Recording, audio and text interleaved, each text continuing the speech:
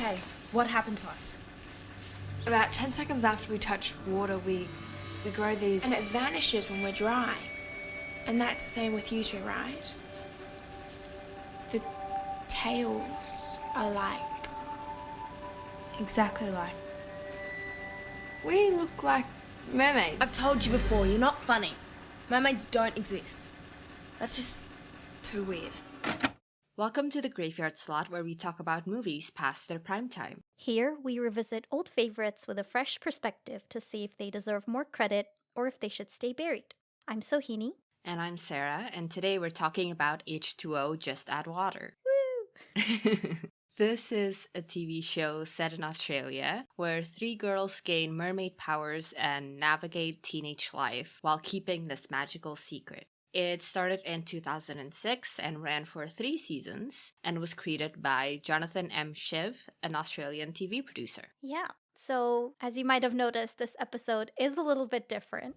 For this episode, we thought we would try something new on the podcast since we've never discussed a TV show before.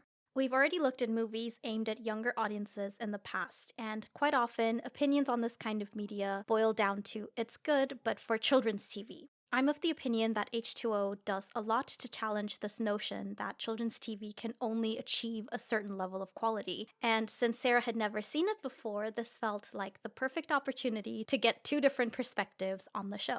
Yeah, I'm really excited to talk about this with you because, yeah, like you said, I've never seen it before. I'm excited too.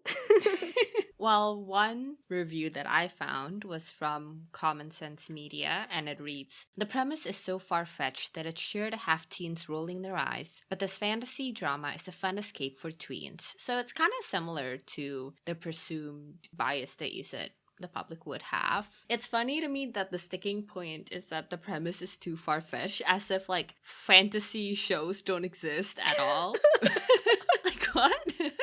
In terms of the supernatural, magical aspect, there are shows literally aimed at teenagers that people don't criticize them for being out there. Like, look at Twilight. No one is like, teens will roll their eyes because vampires don't exist. Yeah. And I mean, also, I can't speak for all teens, obviously, but I personally discovered the show when I was a teenager, and I really loved it. Based on the general perception I get of this show, I'm not alone in that either. There are loads of people who, like me, loved the show in their teens and have continued to love it. Even now, they revisit it time and time again. I mean, I just watched it and I really liked it, and I'm not even a tween. I liked it because I knew of the existence of different genres, which apparently this critic did not. There's a lot of really great stories out there. Alright, so we'll be discussing this show somewhat chronologically, in the sense that we're doing it season by season, and we start with season 1 when they first get their powers. Mm-hmm. So we're introduced to our main characters, Cleo, Emma, and Ricky. Yeah, we're introduced to them one by one in this episode, living their ordinary lives, and through happenstance, they end up at Mako Island, where during the full moon, they end up gaining these powers. And season 1 basically revolves around these girls' lives as they try to grapple with what's happened to them and try to reconcile the consequences of these powers and the effect that they have on their everyday lives. Yeah. I would say that the season and the show starts off with Cleo as the main protagonist. I agree. And she, I think, has the biggest learning curve with the mermaid powers because she has this dislike of water. Supposed dislike. Yeah. Well, actually, I will say it's really interesting to see Cleo in the early episodes as this, like, clueless baby because of how much she comes into herself over time. Yeah. She's basically the one who's most self-possessed at the end. Yeah, Cleo's arc throughout the whole show is one of my favorite parts. I think they really did her character justice in a way that I don't think they could achieve with any of the other characters. I think she is the one they fleshed out the most consistently throughout the show. Yeah, consistency is the key word there. Because I was gonna say that I don't know if I agree with that because they do a great job with some of the other characters. Yeah. But yeah, Cleo is the one that's most consistent, you're right.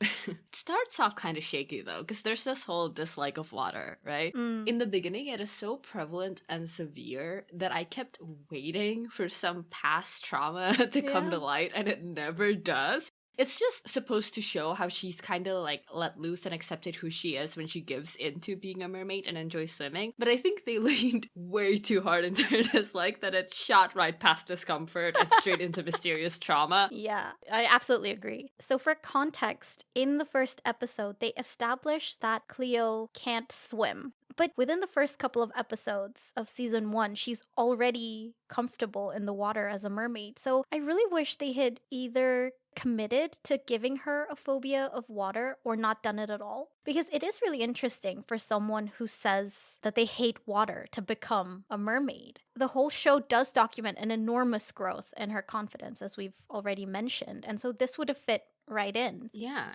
It should have spanned, if not the entire season, at least the first half season. Like, where she does learn to swim as a mermaid and everything, but she still doesn't like it. And then by, say, the mid-season, she finally, enjoys it. And that's great growth. And also, she would have been a great foil to Emma. Exactly. So Emma is actually a swimmer, and she swims competitively. And I really like this thread, but I don't think they used it to its fullest potential. I don't know, there are things in the show and in the season where they keep choosing almost actively to not delve deep. They're like 2 inches away from the point, and then they just stop. It's like just shy of brilliance. So Emma can't swim competitively anymore because they get turned into mermaids once they touch water. Emma losing her ability to swim competitively is heartbreaking, and I love that whole thing. But I wish they had explored this further. I know that she loves being a mermaid, so maybe it's just that she's recontextualized her love of swimming. But if that's the case, then I wish we had seen that. We sort of see her struggle with it, but I don't think we sufficiently saw that internal conflict and resolution for this character. Emma's circumstance also lends itself so well to the way this change affects her relationship with her parents. So much of her identity in their eyes is tied up with her as an athlete. So this almost fundamental change in how she leads her life affects the way her parents perceive her. Again, they somewhat touch on this, but not really, only portraying it in like a surface level storyline, when change and the turmoil it puts familial relationships through is so core to a story about growing up. Especially in the coming of age of a teenage girl. Like, this change that's so fundamental to the way someone sees you is inherent in growing up, which is like the whole point of the show, right? They keep reminding us that this is a change in her. Like, it keeps happening in the background, which is a great way of doing things. But you can also actually explore it, but they never do. Yeah, I'm in complete agreement. Emma's identity as a swimmer is a really big part of the basis for everything her family knows about her, that she's competitive and ambitious. And not only that, but it seems like something they all share between them. One moment that particularly struck me is when Emma organizes her dad's birthday party, but because of mermaid hijinks, everything goes wrong, and Emma's worried that her dad is disappointed in her. And that's when she tells him that when she first went swimming, she felt reassured that her dad was there with her. And now there's this whole part of her life that is related to swimming that she can't tell him about. This whole mass of conflicted feelings about keeping secrets from her family is a recurring thread for her. But yeah, it isn't explored to any depth because it's brushed aside each time. You would think that it would be a bigger issue because this was her dream. The fact that she's giving it up so suddenly, it really does make sense that her parents would be more concerned. Even just Emma on her own, she just keeps like brushing it off, like, oh, I don't want to talk about it, the fact that I had to give up this dream of mine. And I keep waiting for it to hit her and she'll have to deal with the grief, but she never does. Like, it's never in the show. And I'm like, oh, okay. And the thing you mentioned about her and her family being really close and open with each other, that growing distance with your family or with your parents is a pretty universal experience, not to the same extent for everybody, but like to an extent. So I think that's just like, I don't understand why they never just do it. A part of me thinks it's a space issue. The episodes are pretty short and they dedicate a lot more time to mermaid hijinks. I still think compared to the later seasons, season 1 does the best job I of agree. fleshing out these background issues, I guess is one way to put it, which really makes them feel like real people. Yeah. The whole point of this genre is that these supernatural elements are supposed to stand in for It's a tool. real life problems. Yeah, it's a writing tool. So that's the whole point, which is why I'm like, you put all this effort into crafting this tool to do its job, and it is, but then you decided to just not use it at the very last moment. Like, it's confusing, but I do at least like that the tool is well crafted, I guess. Yeah, it has a purpose. Yeah. Once this mermaid thing happens, She deviates. yeah, she deviates, and it's almost like she's jeopardizing her place in that family. Like with the trip. Yeah, she's the one who is not going along with family traditions anymore, and it does take somewhat of a toll on her. Yeah, that's the thing. They keep bringing it up, but they never follow through. And there's the whole thing about, like, they never keep secrets from one another. And she keeps talking about how, like, her brother will be so mad. And this is a great counterpoint to Ricky and her Yes. family, because one of these times when Emma is worried about how big a betrayal it would be for her brother Elliot, Ricky makes a comment about perfect families not being able to handle anything. And, you know, it hints at somewhat of a troubled family life for Ricky and highlights the differences in the two's upbringing and reveals so much about their personalities and backgrounds. Yes, I actually really like Ricky and Emma's relationship. It's not as straightforward as disliking each other or immediately connecting and becoming friends either.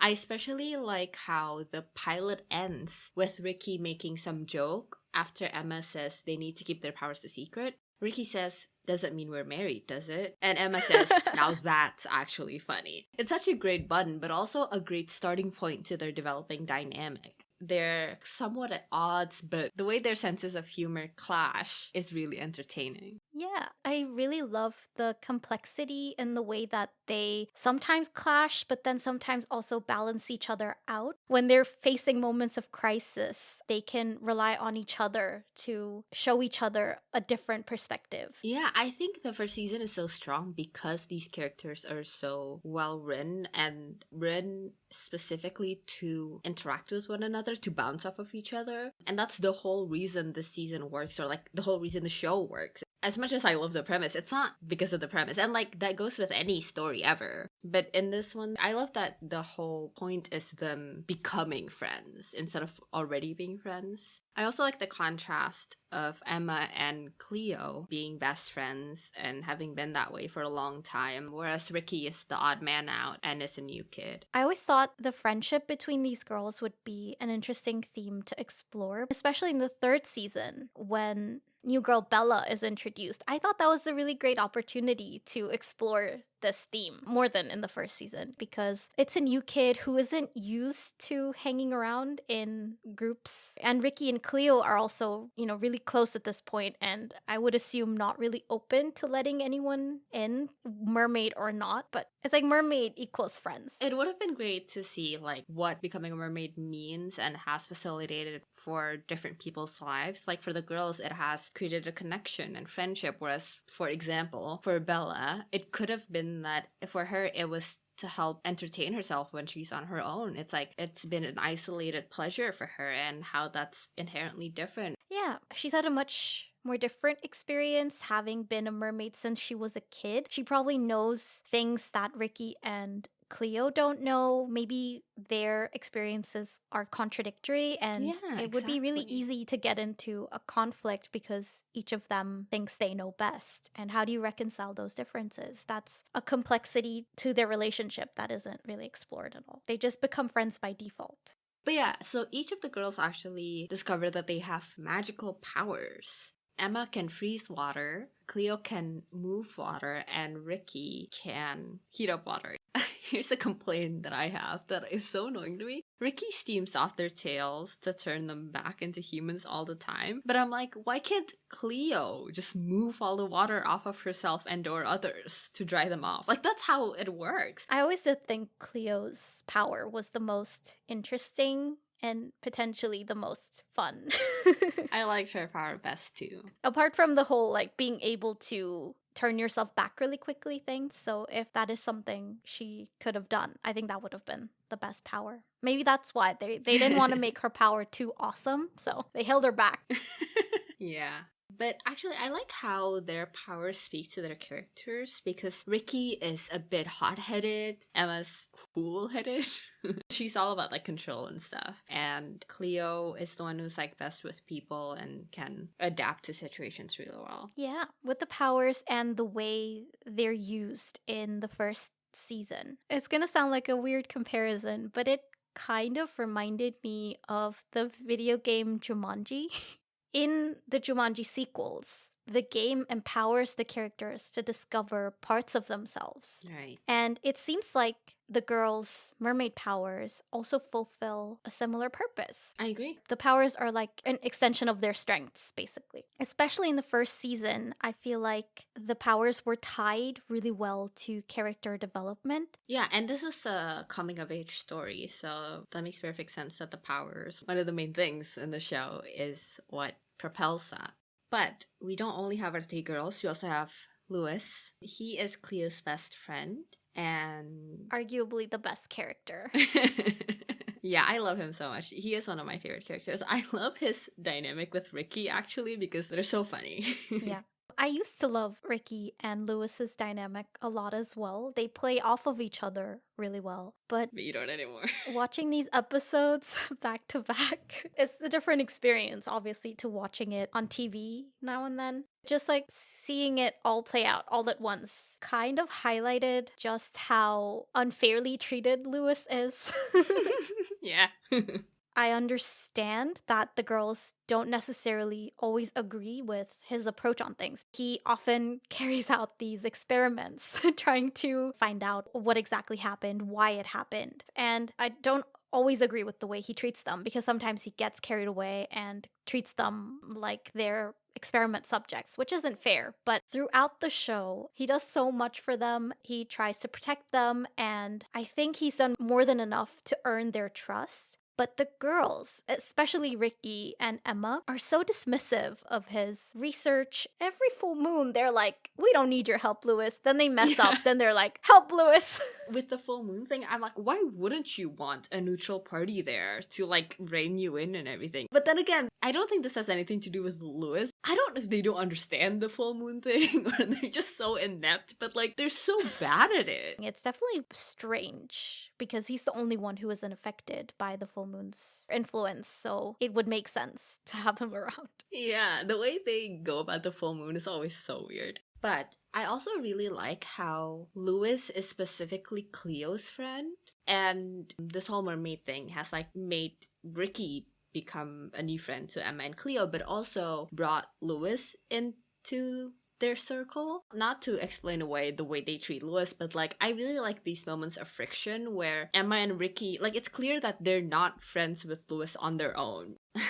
not to shit on season 3 again, but it's like there is no like default we're friends now. It's just like they're stuck in the situation together, and while they're stuck in the situation together, they become friends over time. And I really liked seeing that with Lewis's character too. Yeah, I think this is definitely one of the strengths of the first, maybe second season. Each character has such a rich background life going on. And because of this, there's evidence of them having lived full and varied lives before the mermaid thing even began, which once again makes them seem like real people. And with everything that's going on in the supernatural and magical aspect, having these really realistic characters grounds that supernatural aspect so well. It tethers it to real human emotions and real feeling characters, and I think that makes it so much easier to get on board with everything that's happening and actually be invested in it.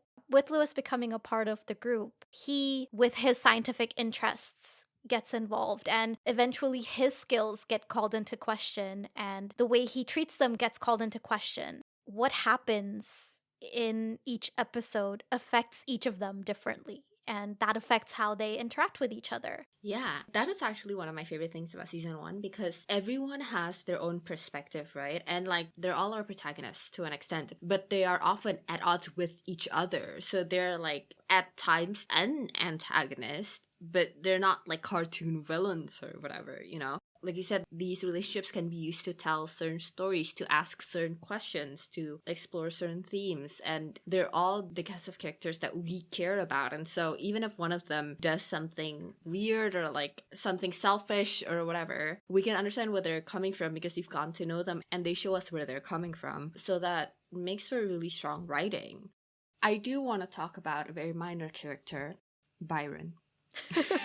I kind of love that he's just this clueless dude in the background who pops up randomly. Absolutely zero relevance to the plot, zero character development, entirely a prop for them to shuffle around. Genuinely love that. He shows up, makes one comment that sets off the plot of the episode, and then we don't see him again until the end. Yeah. So, one thing that also serves the realism of this whole story is the fact that we do get some kind of scientific basis to the girl's transformation, because while Lewis is doing all his experiments, we get these scenes where he's looking at cell samples and we see how the cell structure changes when water is added. And through this whole aspect of the first season, the show actually introduces a really interesting theme of intellect versus instinct. And one character who clashes with Lewis because of his more scientific, analytical perspective is Miss Chatham. That's really interesting that you say she somewhat represents instinct in opposition to Lewis's intellect.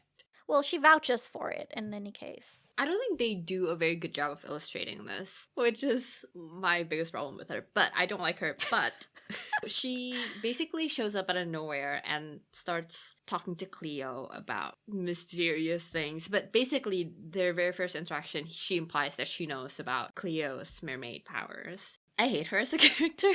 Like, not as a person. I just hate her function and her writing. It makes no sense that she would just pop up out of nowhere and provide cryptic messages that they need to parse out for useful information. Why would she even do this from her point of view? What's the benefit of cloaking the information in roundabout messages? Even if you argue that her dialogue is pretty straightforward, like once you know, then what is her motivation in not just outright telling Cleo who and what she is? Her knowing this information already lets us and Cleo know that she's privy to the existence of mermaids, and most likely one herself, or was one herself. So it's not like she's hiding that secret even. This bugs me so fucking much because it doesn't make internal sense that she would serve the role of mysterious old woman without any reason, like as if she knows she's in a scripted show and was cast as one.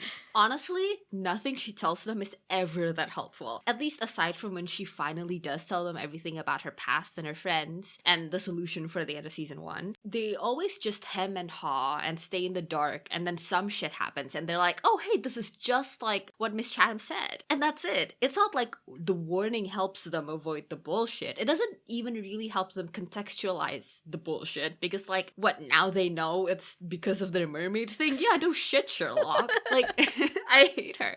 I agree with everything you said. I feel like she's such an underused tool. She kind of reminds me of the dragon in Merlin in that he was also always giving really cryptic answers. And they're both like Googles of their universes if Google answered in cryptic riddles. And it is frustrating, I agree. Yeah. But to bring it back to Lewis and Miss Chatham's relationship, there's this part where Lewis questions how Miss Chatham knows the stuff she knows and comes to the conclusions that she does. But no one takes him seriously.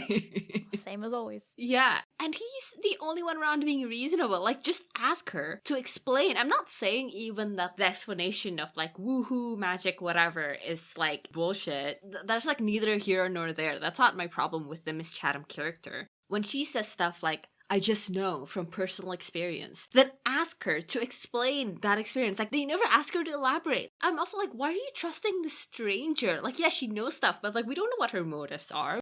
At the beginning, I thought she was gonna be like a witch or something. Like, she's like this show's Ursula. Like, she's tricking them. Because, like, I'm looking for a way that this makes sense, right? Like, what is her motivation? What is her background? What is making her spew this cryptic shit? Which, like, would make sense if she was Ursula. If she was an evil, like, antagonist trying to trick them down certain paths.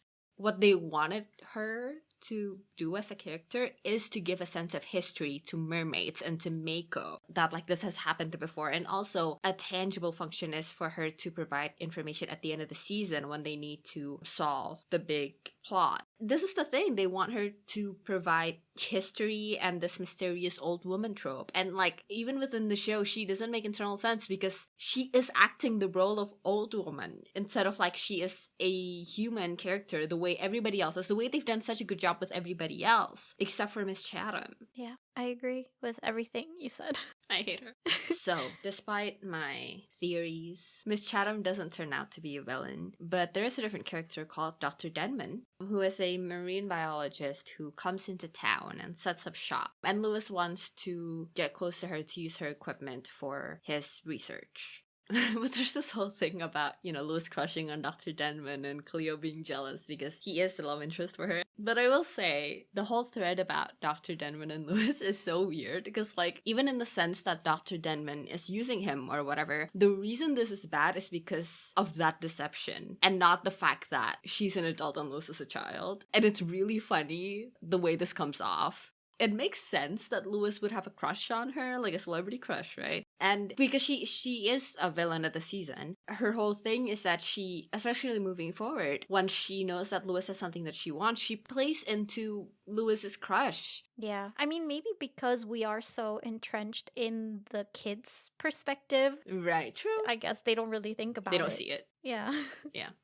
But Lewis's actual plan is to use their genetic material in this research. And it's because it's really interesting. His whole thing is like, you should trust me to handle this responsibly. But like, that shouldn't be like his decision, right? So Lewis's insistence in doing whatever he wants with their genetic material is a pretty interesting thread. He learns this lesson by the end because things go sideways, but I think that's sort of beside the point, which is why, like, to me, it feels like two different conflicts, like the one at the end and the one that we started with. The initial conflict is about autonomy and trust, and even if Lewis was right and everything goes smoothly and he like comes out of that lab victorious, it's entirely the girls' decision whether or not to do XYZ test or provide whatever sample. Later down the line, it gets to a point where Ricky is really irritated that he keeps taking samples from her. And I feel like they should have resolved this more fully given how serious it is. But it's just like a quirky trait of Lewis's. Except it so happens to be that in this case, he's trampling on their boundaries and bodily autonomy. So like that's the main issue of this whole like plan in the first place. The problem with what happens with Dr. Denman isn't even that he's doing these experiments that can get them into trouble and clue someone in on their secret. It's that it's an important boundary the girls have set, and Lewis takes lightly and declares irrelevant. That's the core of the issue, aside from whatever outside forces or plot occur by consequence. If this had turned out well, it would still be wrong of him to do this against the girls' clear lack of consent. On this subject, he even goes so far as to play victim after the girls confront him for taking Denman to Mako. It's again clear that they're reiterating where the line is drawn, and he wails on them for not trusting him. It's the sense of ownership over their secret, over their bodies, that leads him to think that he has any authority over deciding what is and isn't acceptable, when in truth it's not his call. I think the fact that this happens in season 1, episode 8 makes this an especially glaring offense, because all the things that he will do to help them in coming episodes, that might make for an interesting debate as to how much Lewis has a say in what they do or don't do, hasn't quite happened yet. And I mean, we do see this lack of respect in the text acknowledged by the narrative when Lewis calls them kids and compares them to Dr. Denman, a woman, when they're having this fight. This is actually a great aspect to this whole thing because, again, the issue doesn't have much to do with Dr. Denman. It's the fact that Lewis sees them as people who shouldn't have the authority in what happens to their own lives and bodies. And I think that introduces a great layer that can be equated to what might happen if the girls were to tell their parents, and why they can't. That autonomy will most likely be taken away from them, and given that this change in their lives and their bodies is far from optional or voluntary, the possibility that anyone, even their loved ones, acting in good faith, making decisions on their behalf without any ability to regain that authority, is incredibly dangerous and terrifying. Like I think this is such a great way to explore that avenue, because it's a glaring question, right? The entire season. Why won't they just tell their parents? Their parents would help. Their parents would never do anything that would harm them. but their parents is in such a position of power and they can't take that authority away from them. And the fact that this authority is over something so personal as your bodily autonomy is terrifying. And I really like that this happens, because then we understand this layer to the secret and to who they can and can't tell, and what they can and can't do, and who has to say in what. Your point about using Lewis as a stand-in is really, really interesting. Up until Mako, I agree with what you said. I had the same thought as well, that Lewis really should respect what the girls are saying, because he's treating them like science experiments, and it's not right. I'm totally with you on that. I think where we diverge after Mako is that while I agree that Lewis should respect the girls' bodily autonomy, they don't own Mako. They can't stop people from going to Mako. And if Lewis and Denman go to Mako to conduct scientific research, that doesn't automatically mean that it's going to lead them to the girls or it's going to lead them to their secret. So that's where I think they went over the line. That's an interesting point you bring up, because Mako is such a big thing in the show and it'll matter moving forward. But I had always seen Mako as a metaphorical sense of self for the girls. So I guess, like the girls, I was equating Mako to their secret. Even if they're wrong, I think the episode and the show does a pretty good job of, I would say, equating Mako with their sense of self. But even if it wasn't that, the show does a pretty good job of showing how the girls have maybe improperly equated Mako to their secret. But you're right, I guess in the literal sense, they don't own Mako. I can see your point. Mako is very obviously entangled in the girls' lives and their secret, and over time it becomes a safe place for them. And so whenever an outsider happens to get near it, they feel like their safe place is being raided, and that specific person is getting close to them. Like, getting close to Mako is getting close to them. I don't know if the show is making this point, but I do think they need to separate their sense of self from any external object, because they can't claim ownership over something that technically no one can own. It's dangerous for them. And the fact is that each time someone gets close to Mako, I think things might have worked out just fine if the girls didn't panic and lead that person straight to the moon pool and straight to their secret. They do it again with Charlotte in the second season, when initially Charlotte only goes to Mako with Lewis to sketch the place. And they immediately freak out that someone is going to Mako. And it's like, maybe in your eyes, those things are equal, but nobody is connecting you to Mako until you make a big deal about it. That's so funny. I genuinely, Saida, I never thought about it. I had always been just in the same headspace as the girls. And now that I think about it, I'm like, you're right. It's kind of really funny. I think also, there's a difference between just some random person wandering to Mako and someone, their friend who knows their secret, knowingly taking a stranger, an outsider, to Mako. Sure. I get that they see it as a betrayal of their trust, but surely at that point, you trust Lewis enough to know that he's not going to knowingly lead Charlotte to the moon pool. It's even better than someone wandering around Mako, because they are with someone who is very conscious about where they can and cannot go. It's unfortunate that whoever it is going with the person to Mako, they seem to not be able to control them and they end up at the moon pool anyway, but that's a separate issue.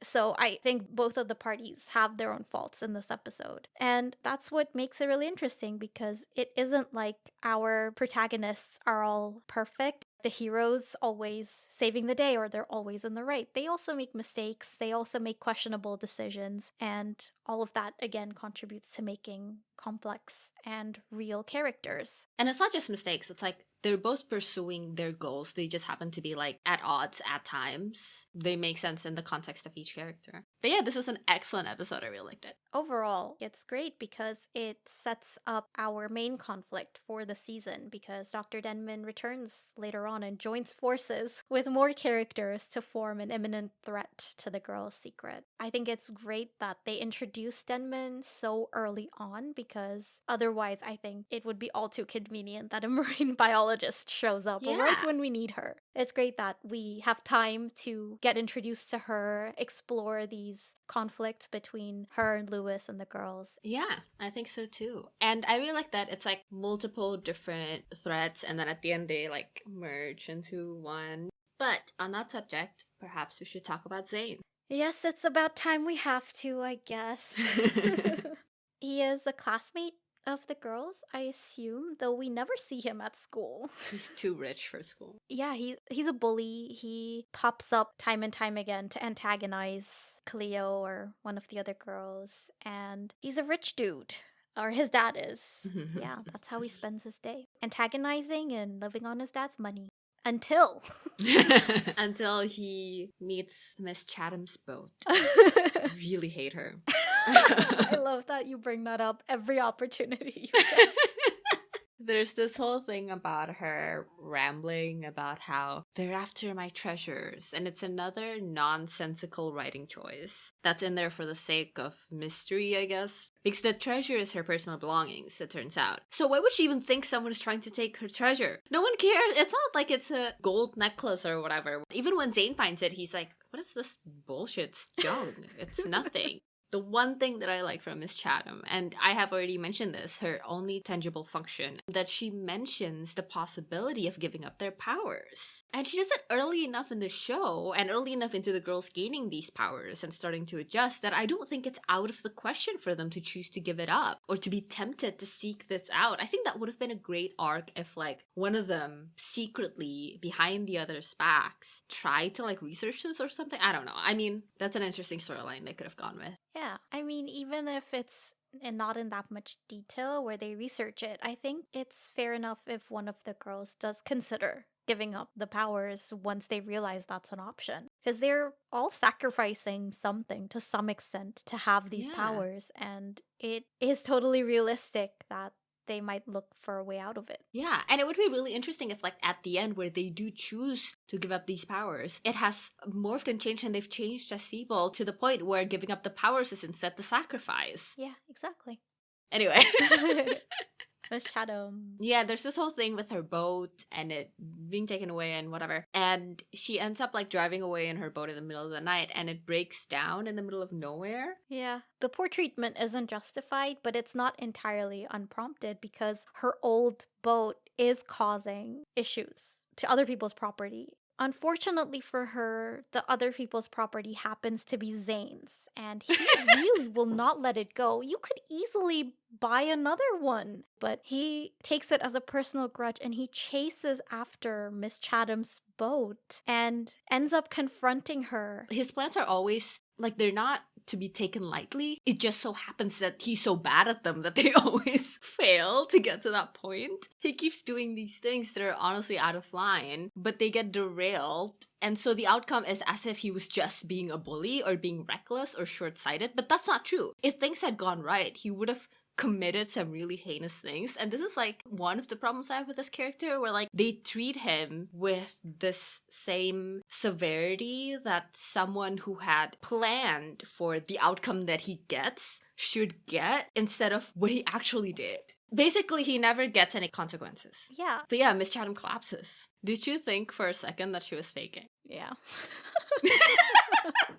It happens too many times in one episode. Yeah. But Emma and Lewis come to the rescue, basically, to take her to the hospital. But Zane stays behind in the boat because he had heard her rambling about this treasure. And the boat is in such bad condition that it starts to sink, with Zane stuck inside. So Emma circles back around as a mermaid to save Zane, and Zane sees a glimpse of her tail, and afterwards gets obsessed with finding the mermaid that saved him. So Emma saves Zane, and basically Zane comes to back at the beach, and that scene between them is honestly really interesting, and I think they really have a fascinating dynamic in this scene alone, because it doesn't go further than this. I had thought initially that it would lead to Zane feeling some kind of debt towards Emma, and from there grow and become a better person, but that's not his arc at all. If anything, he gets worse. Yeah.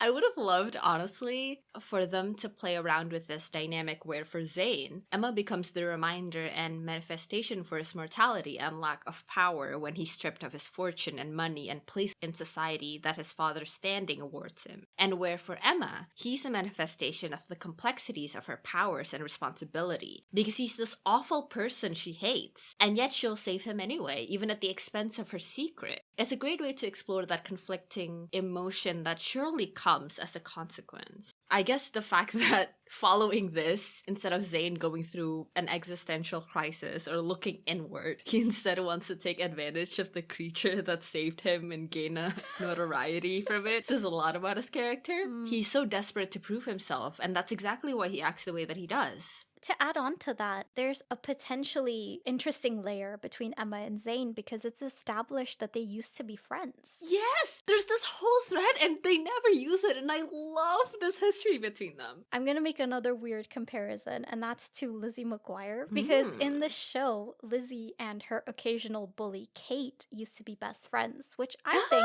adds a great layer to their already complicated dynamic. I thought there could be something similar between Zayn and Emma because of their past friendship, and not just that, but we find out that Emma's mom and Zayn's dad have a history too, where Emma's mom saved Zayn's dad from drowning. Yeah!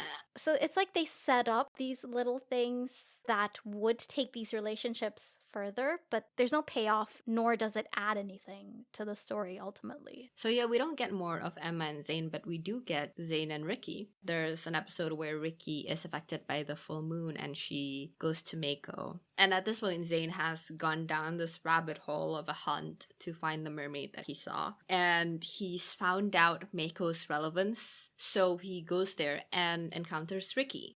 What do you think of this scene? Because like Ricky vaguely expresses her angst and Zayn relates, and then they kiss and Ricky's power kill him? Question mark. It super dehydrates him. Yeah, he's jerky after. He's already a jerk, so it fits.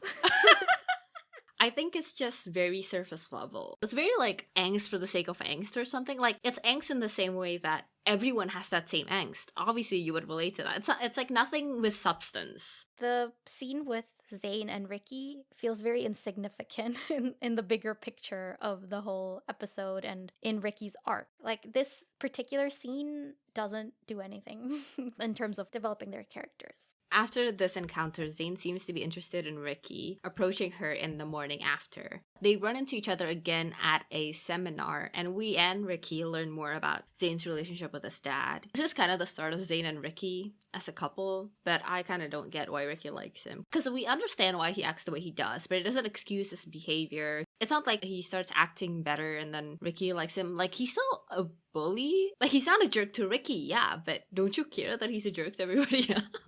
I agree. Maybe it's a mutual feeling of being misunderstood that draws Ricky to Zayn. I don't know. It doesn't excuse everything he's done, obviously. I kind of get where they connect. It's just like, I kept expecting him to get a redemption arc. He's becoming a joke because of his mermaid hunt. And I expected that to put him in such a low social standing that he grows to be more than a jerk, or like, I guess less of a jerk, to be more than just a jerk. But then he's still acting like a jerk, and I even understand the like misguided thinking of Ricky being like, no, I know him better than that. Maybe now he won't act like this anymore because he's got me. But then he ends up not changing at all. He's still a jerk. And then I would expect Ricky to be like, hey, never mind. What the fuck? I thought you were cool now. Especially with it being Ricky. She's so self-assured. I agree. I don't know. Anyway. So, one pretty big aspect of the show that we haven't discussed yet is the full moon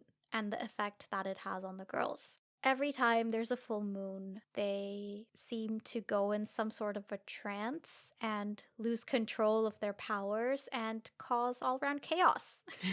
And I thought this was an interesting tool in the same way that, in general, the girls' mermaid powers serve as a tool to develop their characters. It's tied really closely to the girls' character development, at least in the first season, because throughout these various hijinks, each of the girls has to confront a part of their character because of the way they acted during the full moon. So the episode we mentioned earlier where Ricky is affected, that leads her to go off on her own because that's what she's used to doing. And because of that incident, she's forced to confront her standoffishness. Similarly, Cleo, I think the moon brings to the surface a need for attention that she's never articulated before. But when she becomes a siren and has the attention of all the boys in the town and probably the neighboring towns, it's like a different side of her that we've never seen before. In this way, the moon serves as a really interesting tool to make the girls confront parts of themselves and grow as people. But I also think the downfall is the fact that more often than not, the girls never remember what happened after the full moon. It seems like their powers could really help them to come to certain realizations, but it's also counterproductive that they never remember these memories that could lead to a particular epiphany. Maybe that just illustrates the same way the show, always almost gets to the heart of things, but never quite does.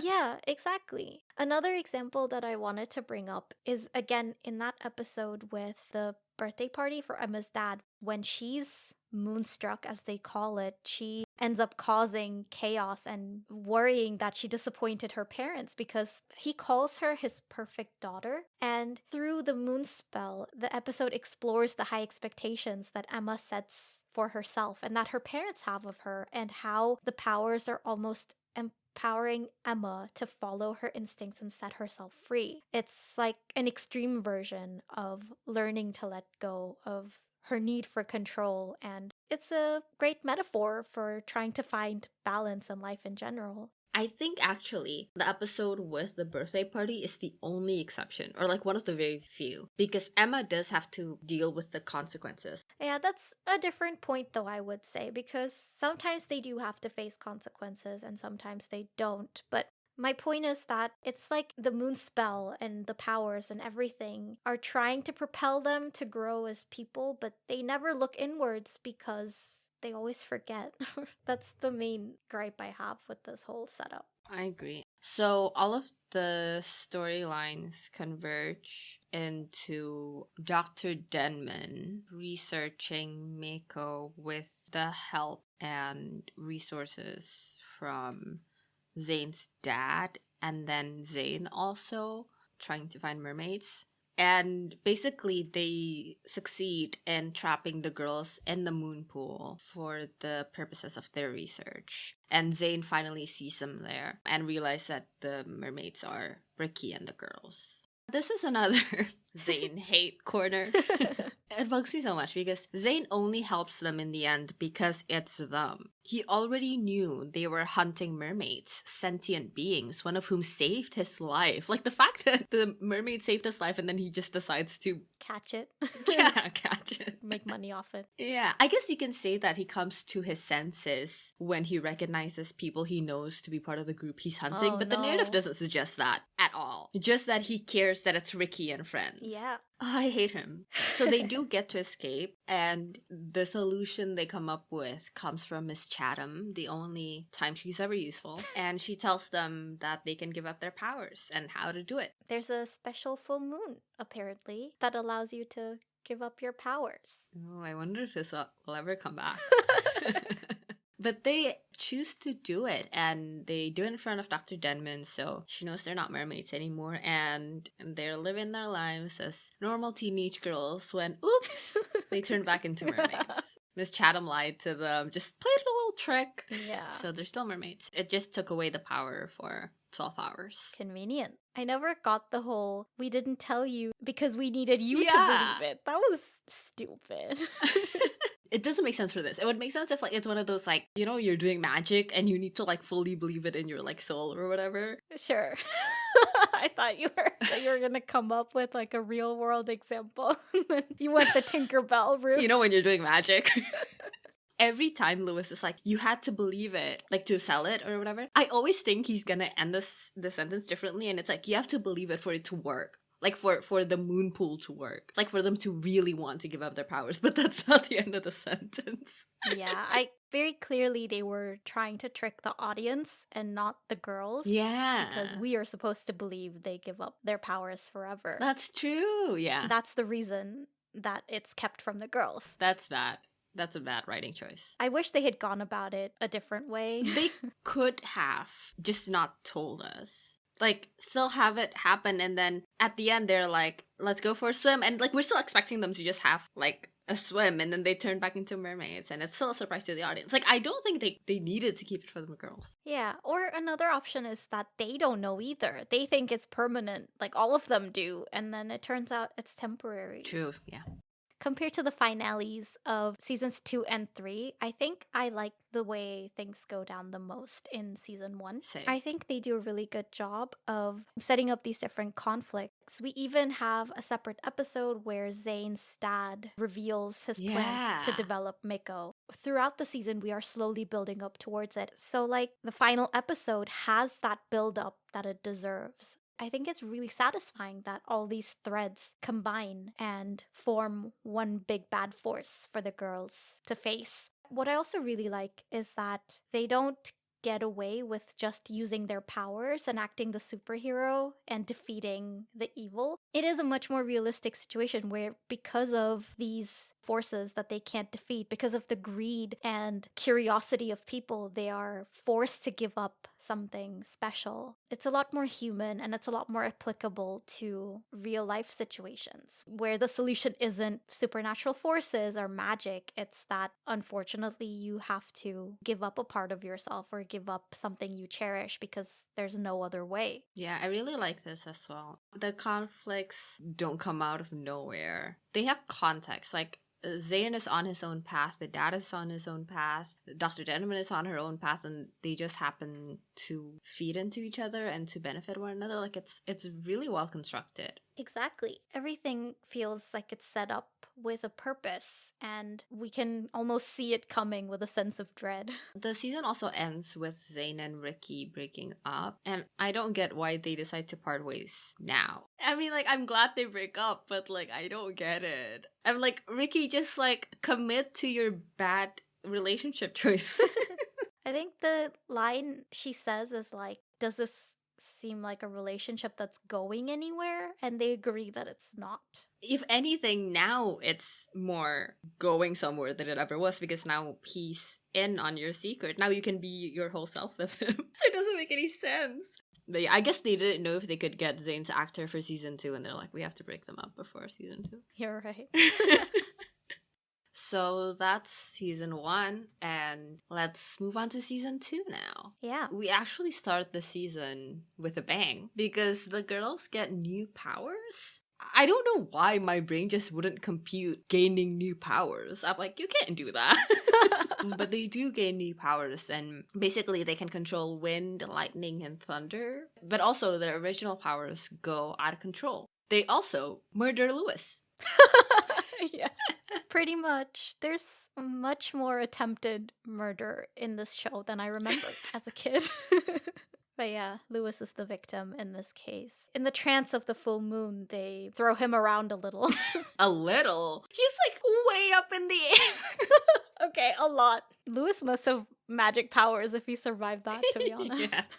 But yeah, once they come out of their full moon trance, they realize that things have grown serious. And I really like this wake-up call, because at this point in the show, I think the girls have gotten used to their powers. They're comfortable using them, maybe a little bit too much. And this is like a reality check that they don't necessarily know the full extent of the forces that they're dealing with. So I think this is a great start for the season. It sets us up to go somewhere, except I don't think the show does a great job in following through on that premise. The first couple episodes are dedicated to the girls learning to control their new abilities. But when I say the first couple, it's like the first 2.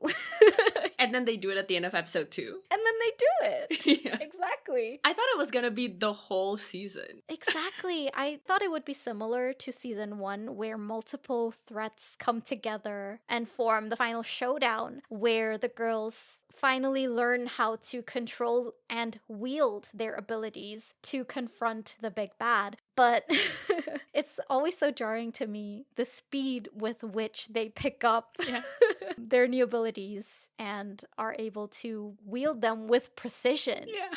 I mean, dare I say it, it's unrealistic. Haven't you heard of genre, Sahini? Yeah, it's also really funny too, because one of the ways they do it is they do Japanese paint. Yeah, it's supposed to be a Japanese painting technique that they're emulating. Right. They do it for like 2 seconds.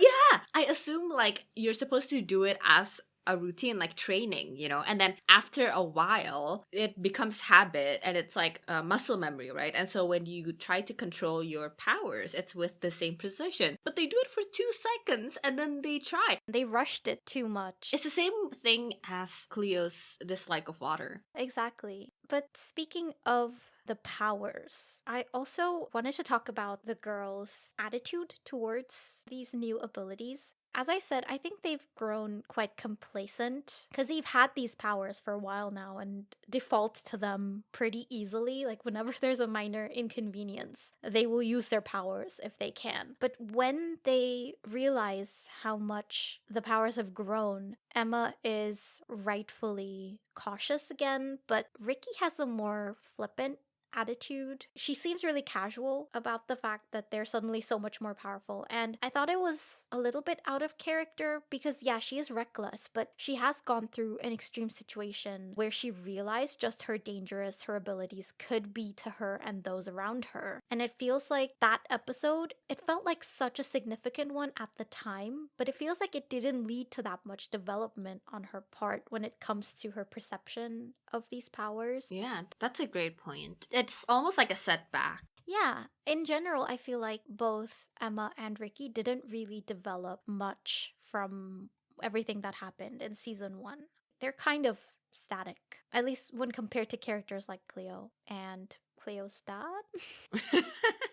Yeah, Cleo definitely has a much more significant character growth. I don't know that I agree with you. Like, yeah, you're right. I mean, like, I guess if you compare it to Cleo, but like, Ricky now, like, shares herself with friends and stuff. Does she, though? Yeah. There's a whole episode in season 2 where, like, she opens up and stuff. That's fine, but she still keeps secrets, though. And I mean, I get it. Just because you're friends doesn't mean you have to tell them everything, but she keeps important information from them, namely the fact that she starts dating Zayn again. It's like 1 step forward, 2 steps back. And yeah, maybe I was unfair in saying that they're static. They're not static, but they keep regressing in my eyes. I guess the way I see it, that's the growth. Like, before that, it's not that she was keeping secrets, it's that there wasn't somebody to keep secrets from. Yeah, that's fair. That's the way I saw it. It's like she didn't even consider telling them, but now she considers it, but she doesn't.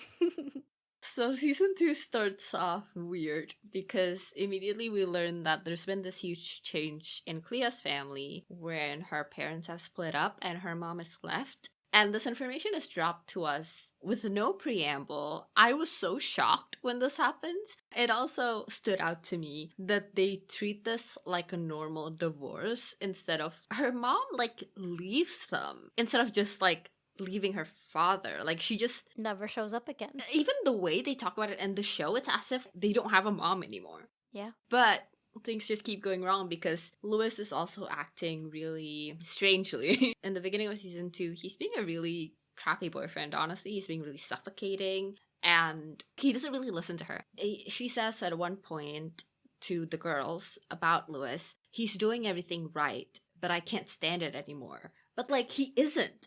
If he was, then he would listen to you and he wouldn't treat you like this. Yeah. I guess I don't know that the show or the narrative is agreeing with Cleo. Like, I guess it's fine that Cleo's thinks this way, because it's like this is a moment of growth for her and stuff, you know. I read it as like on paper, Lewis is doing everything right in that he's protecting her, he's on her side, he's supporting her. But the reality is that he's taking it to extremes, and that's when there's an issue. So I don't think it's either the show or Cleo saying that what he's doing is okay. It's like, in theory, it would be if he weren't taking it too far. Yeah. But Cleo breaks up with Lewis. Yeah, I always thought that there could be a better way of going about things, but I do understand that the one thing Cleo has control over right now is her relationship, considering other aspects of her life are falling apart. It's basically her changing the one variable that she can. And as frustrating as it is to see her push away someone who's on her side unconditionally, it is an understandable reaction. Given their age and everything, I understand. It makes sense that she would do that. I agree. I also keep thinking that talk about it. Yeah. Just talk about it. Like, that's the solution. But they kind of do. Like, I am really glad that Cleo is being pretty clear about what is troubling her with Lewis's behavior when they have the conversation in the bedroom. In this breakup conversation, she is being pretty clear, but Lewis doesn't really get what she's saying, and it really bugged me. Moving forward, they struggle with the breakup and still having feelings for one another, but they never quite resolve this as a character beat for Lewis, this conflict. Like, when they get back together, they're better, sure, in the sense that they're how they used to be before season 2, but how did Lewis get there? There's no acknowledgement from Lewis that the way he was acting was wrong, and a growth that we get to see. In fact, we don't even get an exploration of why Lewis started acting this way in the first place. We can assume that it's because Cleo's powers got out of control and he's trying to grapple with that himself, which is a great character beat for Lewis to have this overwhelming fear and need for control, but that's not explored at all, just an assumption from context clues. They do kind of attempt to touch on this fear of Lewis's in season 2, episode 16, Double Trouble, where he keeps having nightmares about Cleo being discovered as a mermaid. But it's not resolved as an internal conflict for Lewis and in their relationship. We also see that in the very few sentences he does say in this breakup talk, that part of his issue is that he wants to be part of the group, to share this innate connection that the girls have because of their powers. Yeah. And that's really interesting. It's especially interesting because Cleo firmly laying down the facts that no matter what, he isn't one of them is such a great learning curve for a character that's true to life. It's about accepting certain truths and not condemning the simple desire for a sense of belonging. But they never really explore this further. I would like to think that the whole point of Charlotte's character and the season's arc is to explore this conflict and show the nuances of it. Except that it's never really brought up ever again in the sense that it is in this breakup scene. Moving forward, it's about how they're friends and yada yada, and it's like, of course you guys are friends. The fact that you are friends and care about each other, and yet Lewis has no right to act as if he's as burdened with the cons of these powers the way the girls are, because they have no choice, because it's a fact of their lives that cannot be shrugged or set aside at their convenience, is still a distinction that matters. So it just feels like this conflict is never resolved and that character growth is never shown because it completely gets derailed by external factors by Charlotte. As if the issue stems from external forces all along when it's a matter of internal conflict and growth. It could even be an interesting thing where, like, he's dating Charlotte, right? And Charlotte is a mermaid. And he starts acting kind of in a similar way, having this ownership of that identity. And Charlotte also shuts that down. And he starts, like, realizing, he starts learning. It's a great thing that people learn throughout their lives and, like, in a coming-of-age story. And they just, like, squander it. That's a really, really great point. It does have some really interesting themes that they could have explored that would have made for a very complex character arc for Lewis. And I mean, in general, it's really interesting to explore the consequences that the girl's powers have for him, because yes, he's not directly involved in the way the girls are, and he never can be, but by burdening him with the secret, the girls also do rob him of certain things. Like, he can never let other people into his life completely because he is basically doomed to always gaslight people if they ever get close to the girl's secret. Throughout his relationship with Charlotte, up until the point where she finds out about the existence of mermaids, he gaslights her so much. All of it, I think, is left unexplored. And this season, the first half of it at least, is so wasted, focusing on Cleo's jealousy of Charlotte getting close to Lewis. it lacks the complexity of season 1, where I think they managed to intertwine the internal and external conflicts so much better. I get what you're saying with the consequences for Lewis's life, but I don't know if I fully agree, because like I get it, but also I don't think it's his secret to tell. It's not, that's the thing. He adopts it as his secret to protect because he's best friends with Cleo. What would he be holding back from, say, his partner or whatever? I mean, it could be anything that he and Charlotte go through. What if his partner wants to go to Mako Island and the girls freak out again? I just feel like he's lacking a certain freedom because he's in on the secret. I'm not blaming them. He takes it upon himself to involve himself, but they also need his help. Yeah, I don't know. That's an interesting thing to think about. But I mean, I wasn't trying to equate it to the point that you brought up. It's just in general, I think it's interesting to explore. It's interesting to explore how the secret affects even the people who don't have the powers. And then we move on to Charlotte's arrival. Yeah. We do get a new character this season, namely Charlotte, last name unknown. It is known. Yeah, but unknown to me. I don't know. Fair. When Charlotte first shows up, Cleo is actually friendly with her, which is always what strikes me. And what I didn't notice is that Charlotte immediately looks to be interested in Lewis. And then in the same episode, Charlotte makes contact with Lewis again at the juice bar. I will say now that her character is confusing to me and also feels a bit like a failure writing-wise. I have so many issues with her character, and I'm not even saying that because she's a villain. I just mean the construction and function of her character. Because while later on, specifically towards the very end of the season, her motives are a bit clearer, even the evil ones. Here, what even is her perspective and motive? What is this conversation even? She acts a little weird when bringing up the girls, when she's talking to Lewis one-on-one at the juice bar, and Lewis says, "Oh, we're all good friends."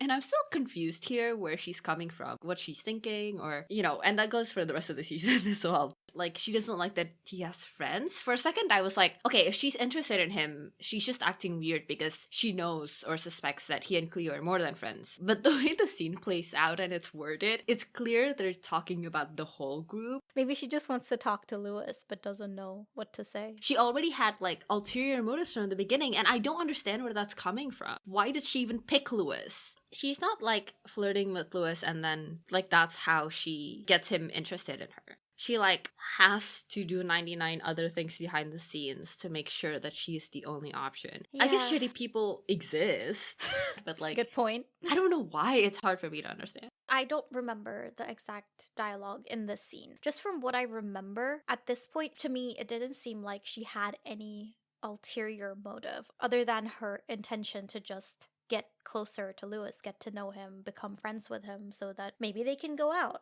For me, the nefarious actions started once she had forced herself, well, already forcing herself into his life is pretty bad. She keeps pushing her presence onto Lewis and by extension the girls. But I think truly it began the first time she took his phone and either turned it off or declined a call or something. That's when I'm like, okay, now there's no excuse. But to be fair, if any of her behavior does come across as manipulative, it is because she is manipulative. Yeah. Later on, when she becomes a mermaid, one of the first things she does is try to cut Lewis off from his friends. And that's like classic manipulative, abusive behavior. She tries to isolate him from everybody around him. And maybe this, in the beginning, whatever comes across as nefarious to you, maybe this is like manipulation light, you know, just like a hint at what's coming. Yeah.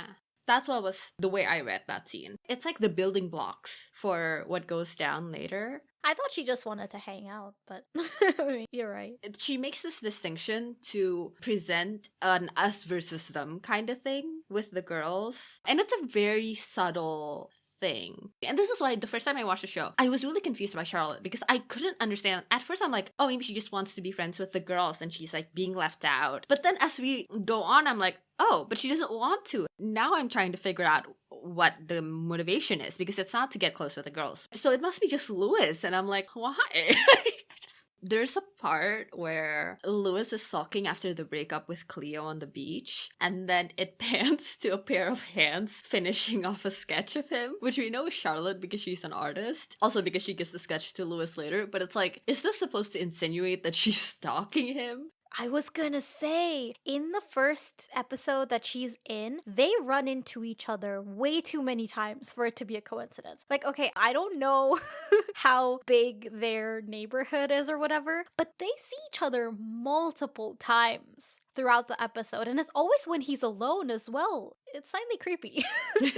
Yeah, so she was this full-on fucked up stalker villain person the whole time, because this is the first episode of her appearance. And I think that's the main thing that keeps tripping me. I keep saying this, but that is the main thing that keeps tripping me up. I can't get over the fact that they just have this cartoon villain out of nowhere, like it's a season of Dateline. It was so out of the realm of the show and genre that I keep grasping for straws as to where she's coming from, what her motivation is that falls in line with the tone of the show. That's like my biggest gripe with the Charlotte storyline. I can see that. But on the subject of Charlotte and Lewis, the way they get together and the state of their relationship the rest of the time, honestly, is so bizarre. Because Lewis repeatedly tells her he just wants to be friends, or at least isn't opposed to it. But what he is opposed to, and he expresses it explicitly multiple times, is being romantically involved with her. It's partly because he has feelings for Cleo, but that doesn't negate the fact that it is also a lack of romantic interest in Charlotte. Even if he was over Cleo, doesn't mean that there's no reason for him to not be with Charlotte. Like, that's not how that works. But Charlotte keeps creating opportunities to trap Lewis into romantic situations by taking advantage of his friendship, and it's so infuriating to watch, especially when it successfully transforms into a romantic relationship. Her scheming, I think, is also particularly frustrating because it's like completely unnecessary. Cleo had already been super friendly with her in the very beginnings, and she and the girls only seriously dislike her when she starts acting weird with Lewis. Lewis is already her friend. She can just be normal and like not evil.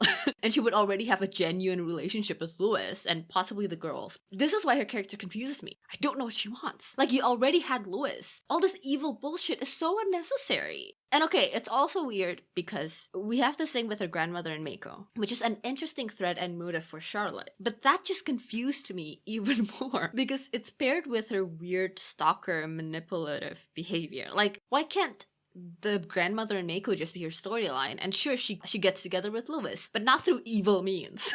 That already makes her an antagonist to the girls because she's directly getting in the way of their secrecy because she wants to know about her grandmother. And then she discovers her grandmother's past and gains powers, and that power corrupts her, and then she becomes evil. Because as it is in the show, she just always was and presumably always will be. At the end of the season, I was not at all reassured. I was like, is no one gonna maybe report her to like her guardian or something? She's a danger to society, to herself. The fact that she just kind of goes off into the sunset on her own worried me to no end. And to get back to your point, the way they get together is that they're at Mako and the girls are there too. And in an effort to keep Charlotte from seeing Cleo in the water, Lewis grabs Charlotte and she takes that as interest and then kisses him. And then he just goes along with it moving forward. The thing is, right before this, he was still repeatedly expressing his stance of just wanting to be friends and nothing more. It's a complete accident that things end up going the way that it does. And then later he starts developing feelings over time. And it's like after she's already coerced him into being in a relationship with her. I feel like they combine too many things.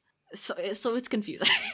I agree on the fact that Charlotte's motivations are really confusing because I also thought that she wanted to fit in. Yeah. She wanted friends. And the girls welcomed her despite their reservations. And in the most, I guess, intimate is the only way I can think of it. It's like the closest you can get to them because you're also a mermaid. That's even closer than Lewis. Yeah. She gets everything it seems she wanted, but she throws it all away because she's too busy being evil. So I also am confused by what she's looking for this entire time. Where I didn't agree with you is when you talked about the relationships between the characters. Because you said, if I remember correctly, that there's a reason why the girls start acting negatively towards her, and that's when she's acting weird. And to be fair, yes, she's acting weird pretty early on, but I still think that Cleo especially has an unfounded hatred towards Charlotte even before she does anything that offensive. Episode 2 is where Charlotte shows up for the first time. Cleo meets her and she breaks up with Lewis in the same episode. Episode 3, she's horrendous towards Charlotte, even though Charlotte hasn't done anything except hang out with Lewis. Even if she has ulterior motives, there's no way for Cleo to know because Cleo hasn't talked to Charlotte at all, apart from the first time she said hello to her. Cleo starts interrogating Charlotte. She takes her diary and she confronts Charlotte about the supposed boyfriend she already has. And it's all before Charlotte has done anything offensive, I would say. So at this point, I'm feeling sorry for Charlotte and I'm kind of infuriated at Cleo because she's acting really immaturely. I think this might be where we diverge about the Cleo thing. This is the way I read the third episode. I liked them exploring Cleo's jealousy, like the fact that it's irrational, the fact that it's immature, the fact that she loses control of herself because of the way things went down between Cleo and Lewis. It has nothing to do with the fact that they don't love each other anymore or whatever. It's that they had problems in their relationship, and she now has to deal with the idea of him possibly being with somebody else and dealing with the way that makes her feel, knowing full well she was the one who broke up with him. That's fair. I think I would have liked it better if, one, we hadn't continued to revisit this irrational jealousy throughout the first half of season 2, because it keeps happening where she acts terribly towards Charlotte. Lewis offers her the chance to talk things through and she declines, and then she acts horribly towards Charlotte again. There's not a coherent arc where, yes, she battles all these feelings, but ultimately she reaches some kind of conclusion. And secondly, I think I would like this better if it had been intertwined with her struggles with her powers, because this is a great moment for those powers to go out of control now that she's also lost that stability that she had with Lewis, that emotional support. It would make sense for the anxiety surrounding the whole situation to reflect in her powers as well, but I don't understand again why they separated the two things. That's a great idea, tying it with her powers. It would have been great. I would have loved that. I will say, part of why it was so interesting to see the way they explored Cleo's jealousy is the fact that she doesn't want to get back together with Lewis. It's just... It's hard to watch, I agree.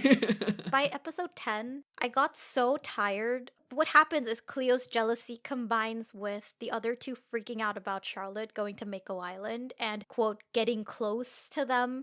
To me, it seemed like they blow it out of proportion and they're like, if she gets close to you, she gets close to us. That doesn't have to be the case. She has no reason to be interested in you. She's only interested in Lewis. I agree with that, especially. Like, she gets close to you, she gets close to us thing. Because, like he said, like, the consequences to his life, like, what happens when he can't date anyone ever again?